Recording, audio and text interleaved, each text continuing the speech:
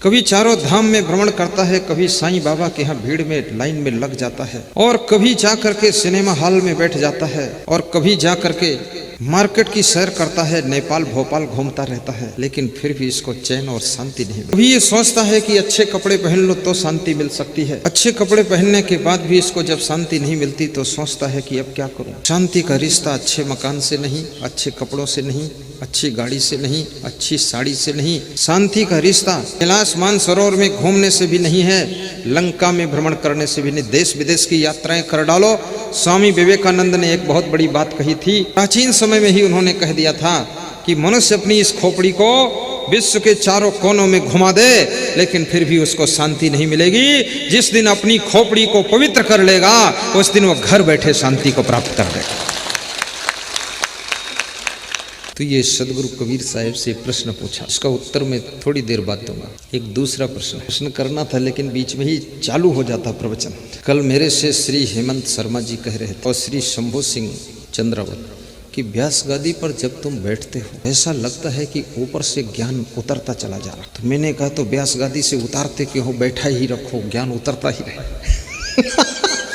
वो धारा जुड़ जाती है, साक्षात सरस्वती आकर बोलती है। बोले बहुत से लोगों को देखा किताब रखकर प्रवचन देते हैं, उसमें कुछ पढ़ लेते हैं, तुम्हारे पास तो कुछ भी नहीं, अंदर पीने का पानी रखा है। प्रवचन किताब देखकर नहीं होता, पुस्तक देखकर नहीं होता, प्रवचन तुम्हारा मस्तक देखकर होता है। तुमको देखकर प्रवचन करता हूँ, तुम्हारा चेहरा पढ़ता हूँ, तुम्हारा मुंह देखता हूँ। जैसा जैसा मुंह तुम बनाते हो बिगाड़ते हो वैसा सत्संग बदलता रहता हूँ। तुम्हारी मुखमंडल से प्रवचन निकल, जैसा चाहो वैसा प्रवचन मेरे अंदर से निकाल सकते हो, बस तुम मुंह बनाना सीख लो ठीक से, फिर हो जाएगा। और तुमको आ गया है इसलिए तुम मुस्कुराते हो, ताली बजाते हो तो प्रवचन अच्छा होता है। अगर तुम मुंह ऐंठ कर बैठो तो प्रवचन भी ऐंठ जाएगा। खुश बैठना चाहिए। चाणक्य हमारे देश के बहुत बड़े नीतिकार, उनसे पूछा गया कि वह कौन सा घर है, वह कौन सा गृहस्थाश्रम है जिसको धन्य कहा जा सकता है। अर्थात गृहस्थाश्रम को धन्य बनाने के लिए, गृहस्थाश्रम को ऊंचा उठाने के लिए, गृहस्थाश्रम में सुख शांति पाने के लिए, गृहस्थाश्रम को सफल बनाने के लिए मनुष्य को कैसे जीवन जीना चाहिए, कौन कौन फार्मूलों का प्रयोग करना चाहिए जिससे गृहस्थाश्रम कलह कलेश का केंद्र न रहे, गृहस्थाश्रम भी शांति से व्यतीत हो सके। इसमें ज्यादातर गृहस्थ बैठे, विरक्त तो मुट्ठी भर ही है। शानंदम सदनम सुता सुधिया कांता प्रिया लापिनी इच्छा पूर्ति धनम सोयोषित रति स्वाज्ञा परः सेवकः आतिथ्यम शिवपूजनम मिष्ठान्न पानम गृहे साधो संगम च उपास्ते सततम धन्यो गृहस्थाश्रमः। अगर अर्थ समझ गए हो तो विस्तार न करो। समझ गए कि नहीं, बोलो। नहीं समझे, चलो आज स्वीकार तो किया कि समझ में नहीं आया। बहुत अच्छा अर्थ है। शानंदम सदनम, जिसका घर सदैव आनंद से भरा रहता है वो गृहस्थाश्रम धन्य है। जिसके घर में कभी कलह कलेश नहीं होता है, कभी राग द्वेष नहीं होता है, देवरानी जेठानी के बीच में ईर्ष्या नहीं होती है, भाई भाई के बीच में तनाव नहीं होता है, पिता पुत्र के बीच में दीवार नहीं खड़ी होती है, और सासू बहू के बीच में तकरार नहीं होती है, वह गृहस्थाश्रम आनंद का केंद्र बनता है।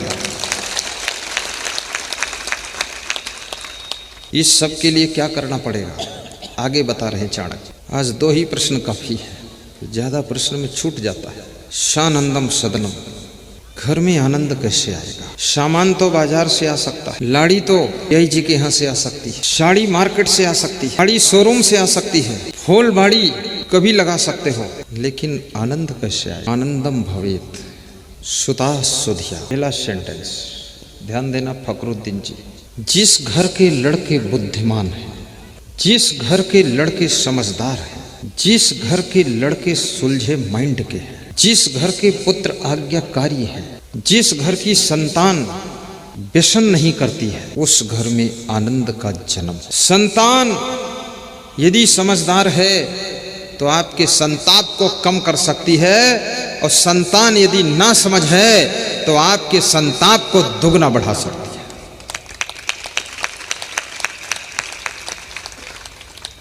मनुष्य जितना अपने शत्रु से दुखी नहीं है, उससे ज्यादा अपने पुत्र से दुखी है।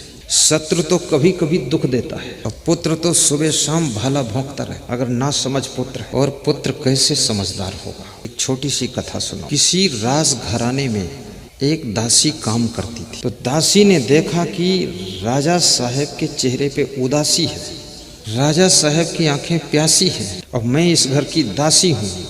तो उसने राजा साहब से पूछा, राजा साहब मैं बहुत दिनों से देख रही हूँ आपका मन बड़ा उदास रहता है, चिंतित रहता है, ऐसा क्यों? तो राजा ने कहा चिंता में हूँ इसलिए चिंतित रहता हूँ। बोले चिंता का कारण क्या है? तो राजा ने कहा एक ही बेटा है और कुसंगत में फंस गया है, 16 साल की उम्र है, शराब पीता है, वेश्यालय जाता है, होटलों में खाता है, न जाने क्या क्या कुकर्म करता है, जुआ खेलता है, सट्टा पे दांव लगाता, पास में बैठता नहीं है, समझाओ तो समझता नहीं है, डांटो तो आंखें गुरेरता है, लड़ने को तैयार हो जाता है, ज़्यादा टाइट करो तो जहर खाने की धमकी देता है, कहता है ज़्यादा कहोगे तो लाश पाओगे। तो बड़ी टेंशन है। कभी तुम्हारे घर में तुमको टाइट किया जाए कंट्रोल के लिए तो अपने गार्जियन को ये मत सुनाना कि मैं मर जाऊंगा।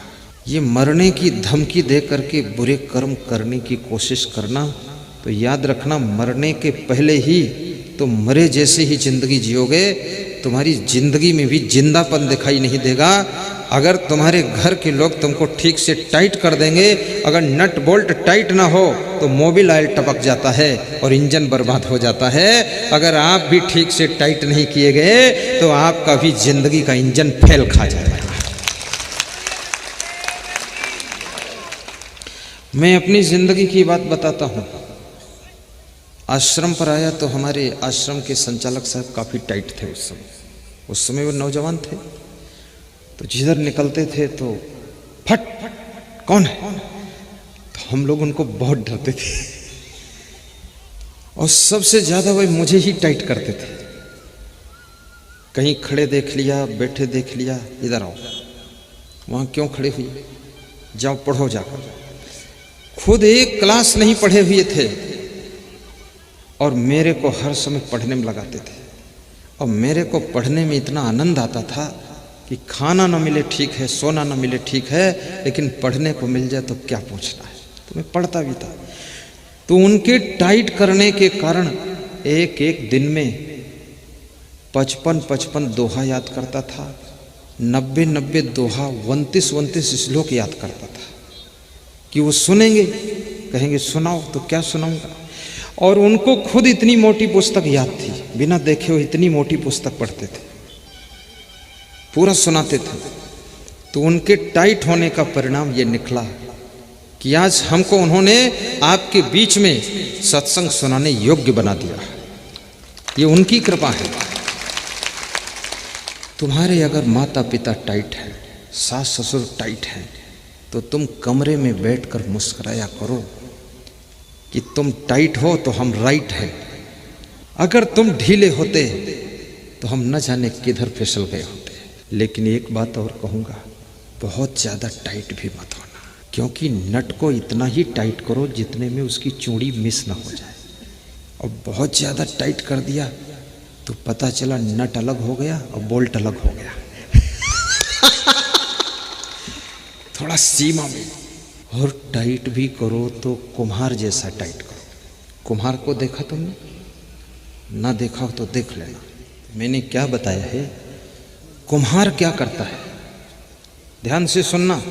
ये सबके समझने जैसी बात है, सुनने जैसी बात है और जीवन में उतारने जैसी बात है। और माता पिता सास ससुर के लिए बड़ी जरूरी बात है। इस पर ध्यान देना, गौर करना, भूलना मत, पकड़ के रखना। कुम्हार जब घड़ा बनाता है, ऊपर से घड़े को पीटता है और अंदर से हाथ लगाए रहता है। अंदर से थपाक लगाए है तो उस कुम्हार से पूछो ऊपर से पीटते क्यों हो इसको, तो कहता है कि घड़ा इतना मजबूत बने कि कभी न फूटे, इसलिए पीट रहा हूं।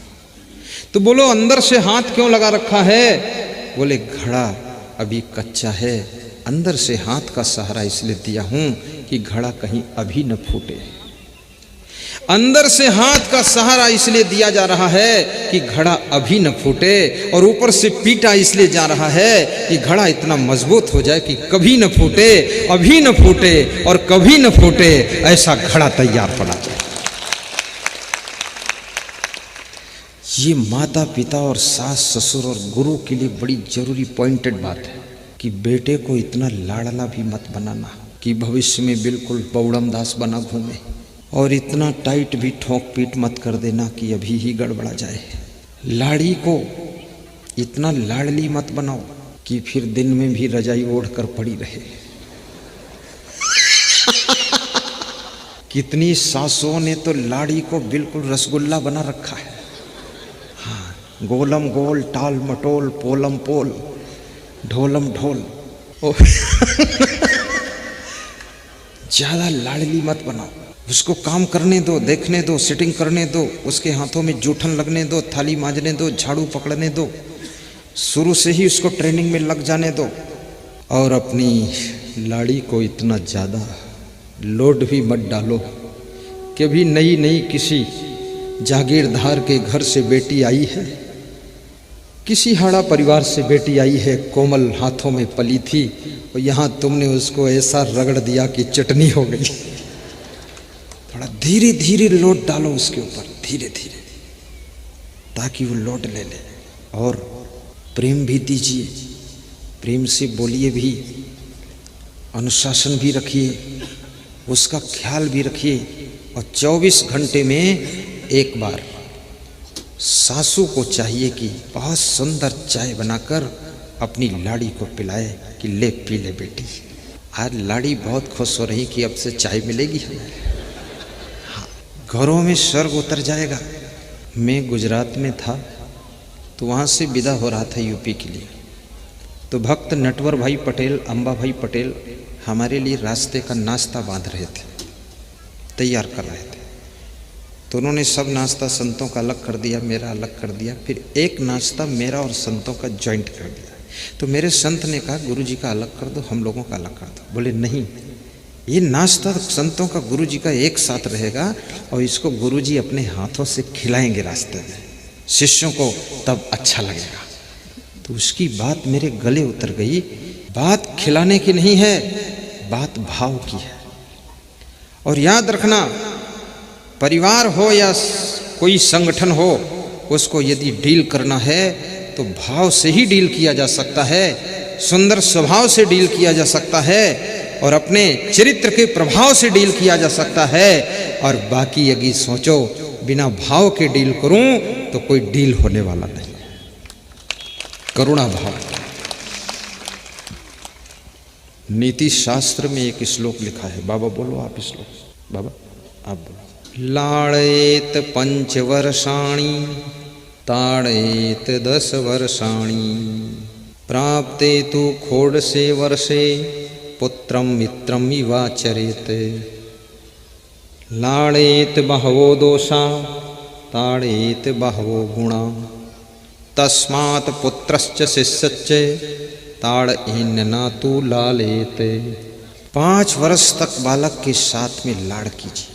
5 वर्ष के बालक को पिटाई मत करो, ठोंक पीट मत करो, गम खा लो, निभा लो, क्षमा कर दो। कितनी स्त्रियां तो 3 वर्ष के बालक को ऐसे कूटती हैं जैसे धान कूटे जा रहे हैं, धमाधम धमाधम, हड्डी पसली टूट जाए, कुछ हो जाए, पति आकर बचाता है, नहीं तो निपटा देंगी पूरा। ऐसे नहीं मारना है। बच्चा है, छोटा है, अज्ञानी है, ज्ञान नहीं है, क्षमा कीजिए उसको। और 5 वर्ष से जब बड़ा हो जाए तो 5 से लेकर 5 और 10 कितना होता है? 15 साल की उम्र, 5 से 15 तक, ये 10 साल बीच का जो टाइम है, इसमें अनुशासन रखिए, कड़ी दृष्टि रखिए। कड़ी दृष्टि का ये भी अर्थ नहीं कि रोज डंडा उठाकर चालू करो, नहीं, प्रेम भी, और ध्यान रखो मेरा बेटा कहाँ गया है, मेरा पोता कहाँ बैठा है, इसके साथ घूम रहा है। क्योंकि मनुष्य एक ऐसा प्राणी है, चाणक्य कहते हैं, कबीर कहते हैं, तुलसी कहते हैं, कि जैसी संगत में बैठता है इसके ऊपर वैसी रंगत लग जाती है। इसलिए कृपया बहुत गौर करना। संगत से सुख उपजे, कुसंगत से दुख होए। हे कबीर ता जाइए जहाँ अपनी संगति होए। संगत का प्रभाव देखो। चींटी फूल की संगत करती है तो भगवान के मंदिर में भगवान के ऊपर चढ़ जाती है। चींटी को भगवान के ऊपर कौन चढ़ने देगा?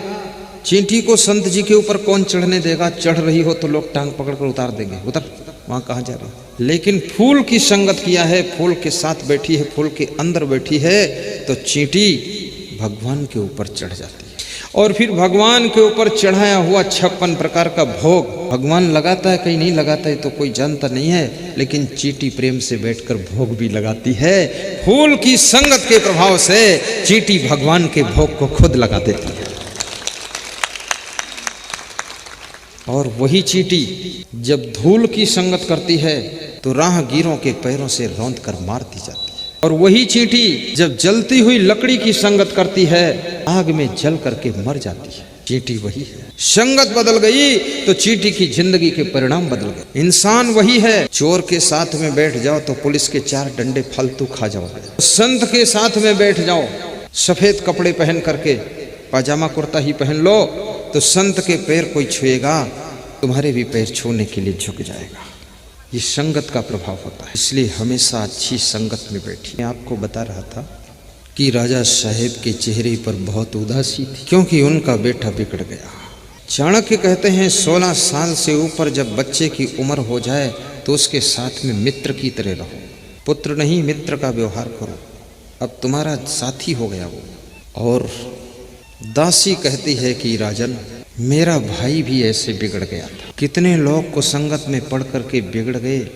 जागीरदारी बिक गई, जमीन बिक गई, मकान बिक गए, इज्जत चली गई, सम्मान चला गया, और दारू की बोतल में सब डूब गए। जितने लोग नहीं डूबे हैं नदियों के पानी में, जितने नर नारी नहीं डूबे हैं आज तक समुद्र के लहराते पानी में, और जितने लोग नहीं डूब सके हैं कुओं के गहरे पानी में, उससे भी करोड़ों गुना ज्यादा डूब गए हैं बोतलों के बंद पानी में, बोतलों के बंद पानी।